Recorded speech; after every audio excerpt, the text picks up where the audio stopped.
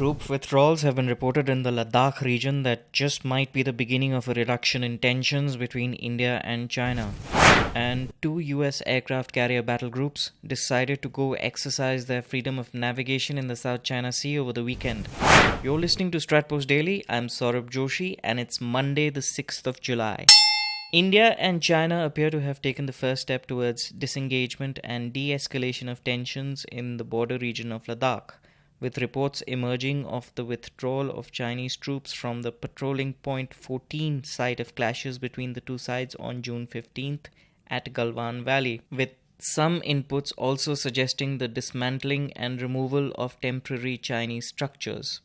The Hindu cited sources saying rearward movement had been observed at Galwan, Hot Springs and Gogra, as well as removal of tents at Finger 4 at Pangong So. This comes after India's National Security Advisor Ajit Doval spoke to Chinese State Councillor and Foreign Minister Wang Yi on Sunday. According to a statement from the Indian government, the two special representatives agreed that it was necessary to ensure at the earliest complete disengagement of the troops along the LAC and de-escalation from India-China border areas for full restoration of peace and tranquility. In this regard, they further agreed that both sides should complete the ongoing disengagement process along the LAC expeditiously. The two sides should also ensure a phased and stepwise de-escalation in the India-China border areas. They reaffirmed that both sides should strictly respect and observe the line of control and should not take any unilateral action to alter the status quo and work together to avoid any incident in the future that could disturb peace and tranquility in border areas. Chinese Foreign Ministry spokesperson Zhao Lijian said on Monday there is progress made on frontline troops taking effective measures to disengage and ease the tensions. He also said, "We hope the Indian side will move towards China and through concrete actions implement the consensus and continue the close communication through military and diplomatic channels to jointly push for the de-escalation in the border region." Prime Minister Narendra Modi had visited troops in the region on Friday. Meanwhile, the Chinese Foreign Ministry has apparently raised new claims over Bhutanese territory, expanding its territorial dispute with Bhutan. The US has sent two aircraft carrier strike groups to conduct freedom of navigation operations in the South China Sea. The US Navy's 7th Fleet, based in Japan, announced the deployment of the USS Nimitz and USS Ronald Reagan groups comprising the Nimitz carrier strike force on Saturday.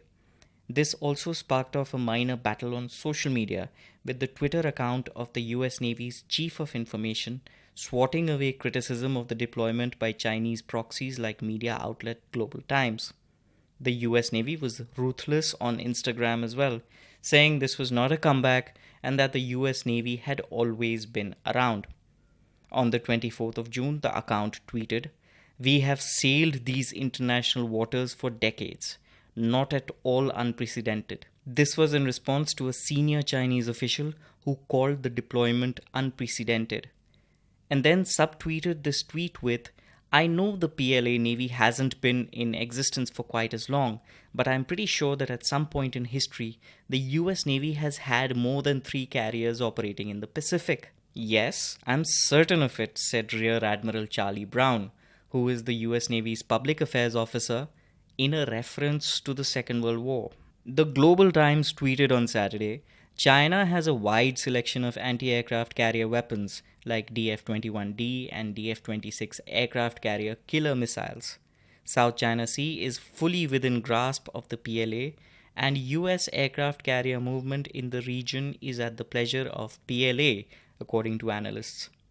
To which the account responded on Sunday, "And yet there they are.